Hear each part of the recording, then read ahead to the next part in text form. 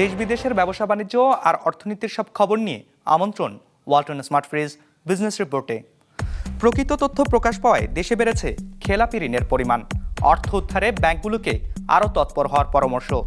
মূল্য নির্ধারণ কাঠামোর সংস্কার হলে কমবে জ্বালানি তেলের দাম, লিটারে কমতে পারে 15 টাকা পর্যন্ত। চামড়া ও চামড়াজাত পণ্য রপ্তানি থেকে আয় বাড়াতে চান উদ্যোক্তারা। 2030 সাল নাগাদ $10 বিলিয়ন আয়ের লক্ষ্য। এমন সব খবর নিয়ে আমাদের আজকের আয়োজন। Double million offer Walton fridge কিনে পেতে পারেন 20 লক্ষ টাকা, রয়েছে কোটি কোটি টাকার নিশ্চিত উপহার। বিগত সরকারের আমলে গোপন করে রাখা তথ্য বেরিয়ে আসা ও পদ্ধতিগত সংস্কারের কারণে বেড়েছে খেলাপি ঋণের পরিমাণ। বর্তমানে যে পরিসংখ্যান প্রকাশ করা হয়েছে সেটি প্রকৃত চিত্র বলে মত বিশ্লেষকদের। এসব অর্থ উদ্ধারে ব্যাংকগুলোকে আরও বেশি তৎপর হওয়ার পরামর্শ তাদের। সেই সাথে ভবিষ্যতে খেলাপির পরিমাণ যেন আর না বাড়ে, এজন্য কেন্দ্রীয় ব্যাংকে কঠোর পদক্ষেপ নেওয়ার তাগিদ বিশ্লেষকদের। ব্যাংকিং বিধি অনুযায়ী কোনো ঋণ গ্রহীতা যদি নির্দিষ্ট সময় অনুযায়ী ঋণের কিস্তি পরিশোধে ব্যর্থ হয়, তখন ওই অনাদায়ী ঋণকে খেলাপি ঋণ বলা হয়। কেন্দ্রীয় ব্যাংকের হালনাগাদ তথ্য অনুযায়ী চলতি বছরের সেপ্টেম্বর শেষে দেশের ব্যাংক খাতে খেলাপির পরিমাণ দাঁড়িয়েছে 2,84,977 কোটি টাকা। গেল ডিসেম্বরেও যা ছিল 1,45,633 কোটি টাকা। সে হিসেবে বছরের ব্যবধানে খেলাপির পরিমাণ বেড়েছে 73,586 কোটি টাকা। বছরের ব্যবধানে কেন দ্বিগুণ হলো খেলাপির পরিমাণ? বিশ্বব্যাপী যে ডেফিনেশন ওয়াইজ খেলাপি ঋণ ধরা হয় সেটাকে অ্যাপ্লাই করা হয়েছে, সেটা একটা কারণ। খেলাপি ঋণ এর আগে সঠিক পরিসংখ্যানগুলো কিন্তু ব্যাংকগুলো দিত না, বিভিন্নভাবে তারা কনসিল করে রাখতো, সত্যটা গোপন করত। এর আগে যেটা পাওয়া গেছিলো এটা কিন্তু বাস্তব চিত্র ছিল না। অনেক খেলাপি ঋণকে গোপনভাবে গোপনীয়তার আশ্রয় নিয়ে ঢেকে রাখা হয়েছিল, এবং এই কারণটাই কিন্তু এই স্বল্প সময়ের মধ্যে খেলাপি ঋণের এই দ্বিগুণ হয়ে যাওয়ার একটা বড় কারণ। তথ্য বলছে সেপ্টেম্বর শেষে রাষ্ট্রায়ত্ত ব্যাংকগুলোর খেলাপির পরিমাণ দাঁড়িয়েছে 1,26,112 কোটি টাকা। চলতি বছরের জুনেও যা ছিল 1,02,483 কোটি টাকা। বেসরকারি ব্যাংকে যা 1,49,806 কোটি টাকা। 3 মাস আগে যা ছিল 99,921 কোটি টাকা। বিদেশি ব্যাংকগুলোর খেলাপি আছে আগের প্রান্তিকের মতোই। বিশেষায়িত ব্যাংকে 5,814 কোটি টাকা খেলাপিতে পরিণত হয়েছে। 3 মাস আগেও যা ছিল 5,756 কোটি টাকা। প্রথম কথা হচ্ছে যে আমাদের খেলাপি ঋণকে আর কোনো অবস্থাতেই আর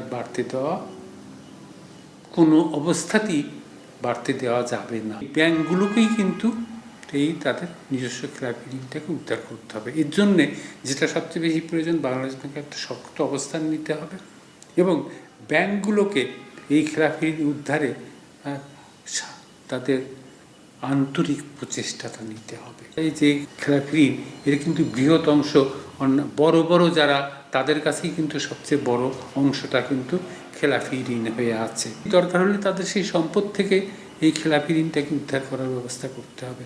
তার জন্য যদি আইনের পরিবর্তন প্রয়োজন হয় সেগুলো করতে হবে। বাংলাদেশ ব্যাংকের তথ্য অনুযায়ী দেশের ব্যাংক খাতে মোট বিতরণকৃত ঋণের পরিমাণ 16,82,822 কোটি টাকা। সে হিসেবে মোট বিতরণকৃত ঋণের 16%ই খেলাপি। Business report, Maasranga television.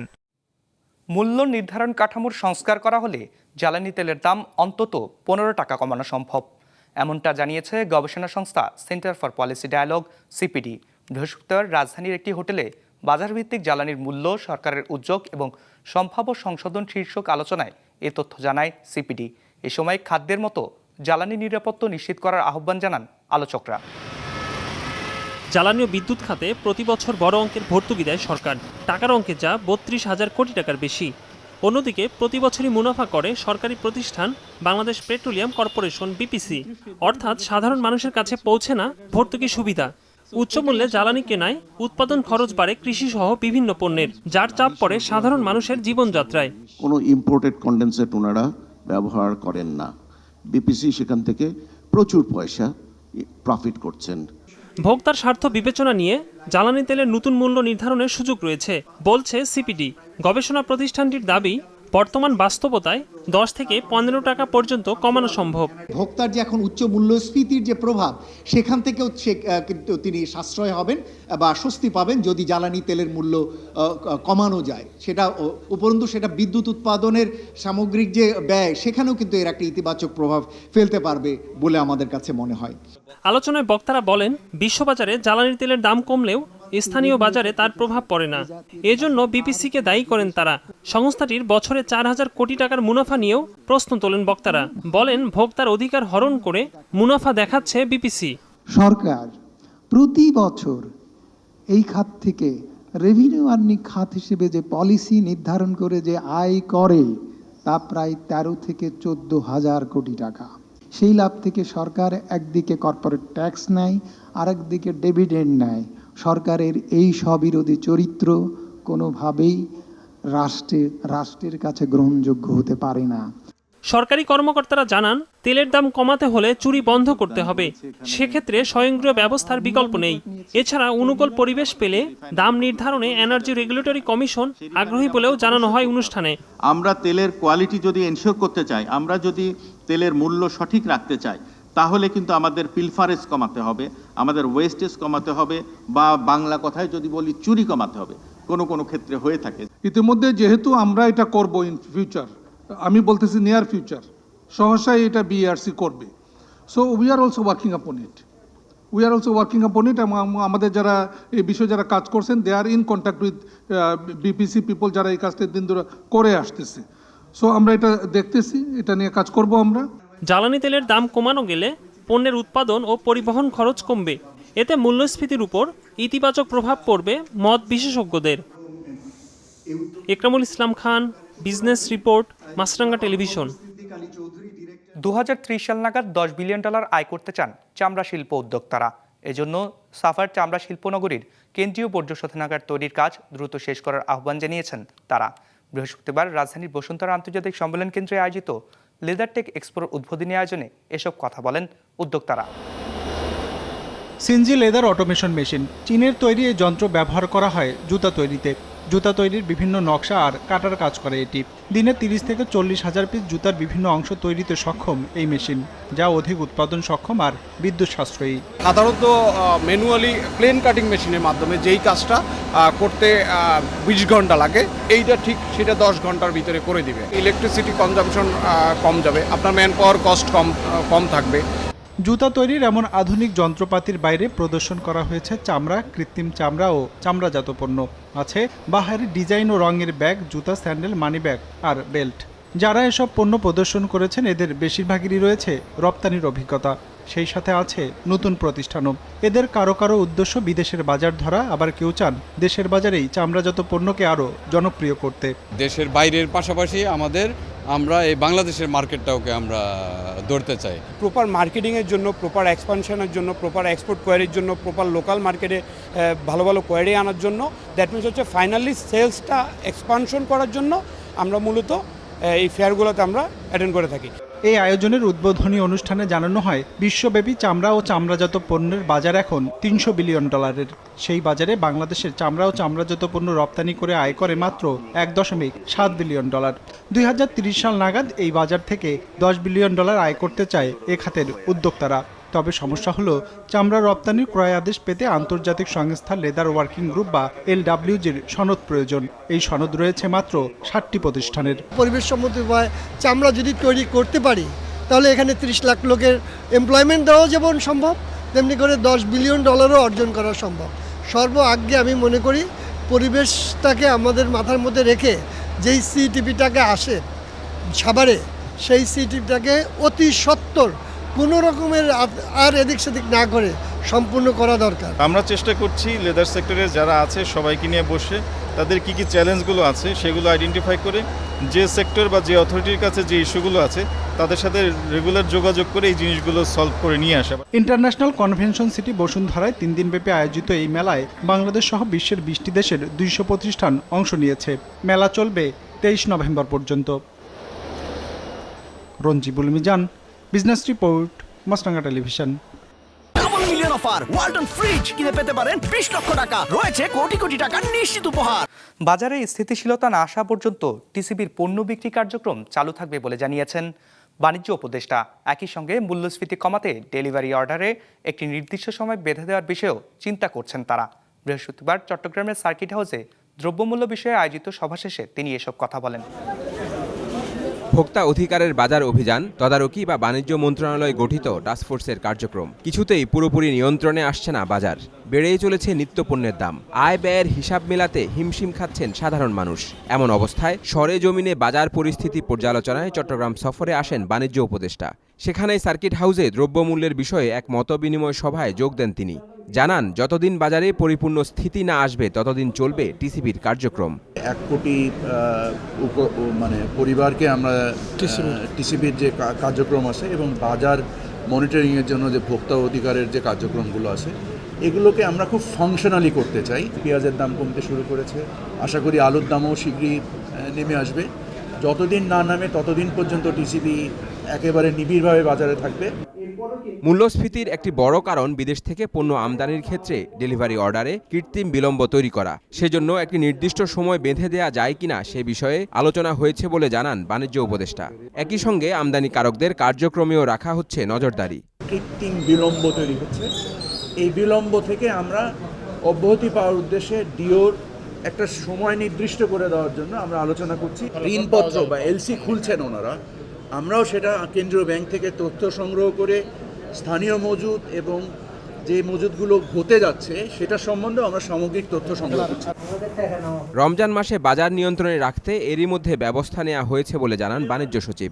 আগামী রমজান মাসের প্রস্তুতি হিসেবে আমরা সকল নিত্যপণ্য দ্রব্য আমরা আমদানির ব্যবস্থা নিয়েছি এবং ব্যবসায়ীরাও আমাদেরকে জানিয়েছেন যে তারা আমদানির উদ্যোগ নিয়েছেন।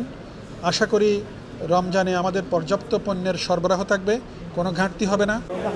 বাজার নিয়ন্ত্রণে রাখতে সব পর্যায় থেকে তদারকি আরও বাড়াতে হবে বলে উঠে এসেছে আলোচনায়। মোহসেনাত শিহাব, বিজনেস রিপোর্ট, মাসাঙ্গা টেলিভিশন।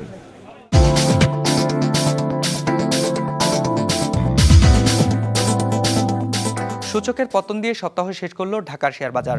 সার্বিক সূচক ডিএসএক্স 47 পয়েন্ট কমে দাঁড়িয়েছে 5197-তে। হাত বদল হয়েছে 363 কোটি টাকার শেয়ারের মালিকানা। লেনদেনে অংশ নেওয়া প্রতিষ্ঠানগুলোর মধ্যে দর বেড়েছে 66টির আর কমেছে 263টির। অপরিবর্তিত রয়েছে 54টির দর। এবার বাজার নিয়ে বিশ্লেষণ শুনবো অ্যালায়েন্স ক্যাপিটাল অ্যাসেট ম্যানেজমেন্টের। লাস্ট অফ দ্য উইকে মার্কেট নেগেটিভলি ক্লোজ হয়েছে এবং মার্কেটের ওভারঅল সেন্টিমেন্টও আজকে বিয়ারিশ নেচারের ছিল। এই উইকের ওপেনিং ইন্ডেক্স ছিল 5355 এবং তা প্রায় 157 পয়েন্টস কারেকশন হয়ে এখন ফাইনালি ক্লোজ হয়েছে 5198-তে। এবং মার্কেটের উইকলি অ্যাভারেজ টার্নওভার যথেষ্ট কম ছিল, মাত্র 400 কোটি টাকার মতো। অর্থাৎ এটা মার্কেটে লো ইনভেস্টর পার্টিসিপেশনকে ইন্ডিকেট করে। পার্সেন্টেজ ওয়াইজ আজকে প্রাইস বেড়েছে মাত্র 18% কোম্পানির প্রাইসে, কমেছে 68% এবং অপরিবর্তিত ছিল মাত্র 13% কোম্পানির প্রাইসে।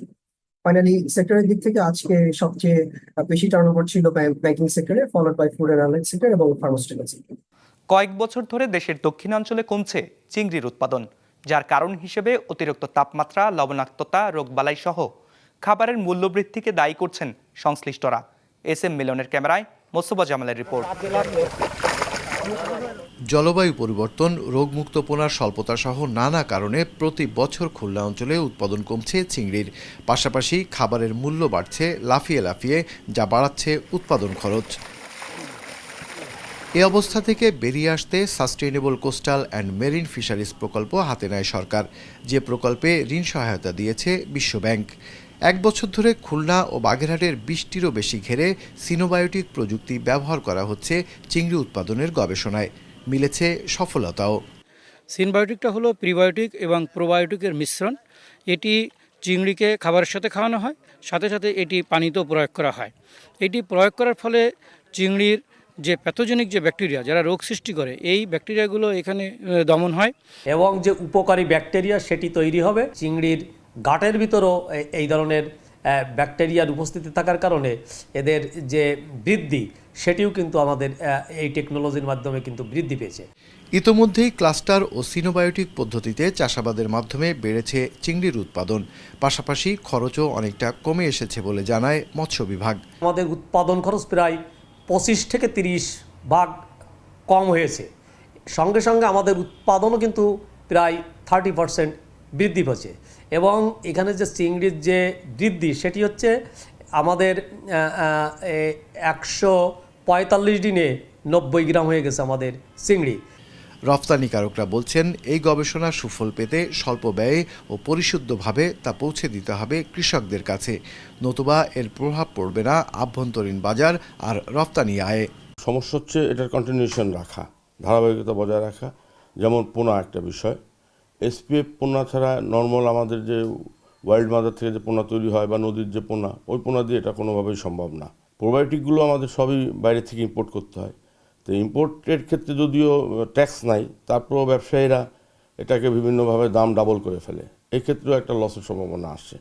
মৎস্য বিভাগের তথ্য বলছে খুলনায় বর্তমানে 3 লাখ চাষি চিংড়ি চাষের সাথে যুক্ত আছে, যারা চলতি অর্থবছরে 25,000 টন লক্ষ্যমাত্রার বিপরীতে ইতোমধ্যেই উৎপাদন করেছে 27,000 টন। Mostafa Jamal, business report, Maasranga television. দর্শক, আমাদের যে কোনো পর্ব নিজেদের সুবিধাজনক সময় দেখতে সাবস্ক্রাইব করুন বিজনেস রিপোর্টের অফিসিয়াল ইউটিউব চ্যানেল। ফেসবুক পেজে লাইক দিয়ে আপডেট থাকুন ব্যবসা বাণিজ্যের আলোচিত সব ঘটনা সম্পর্কে। আর আপনাদের মতামত জানান কমেন্টস অথবা ইনবক্সে। আজ এটুকুই, বিদায় নিচ্ছি, ভালো থাকবেন।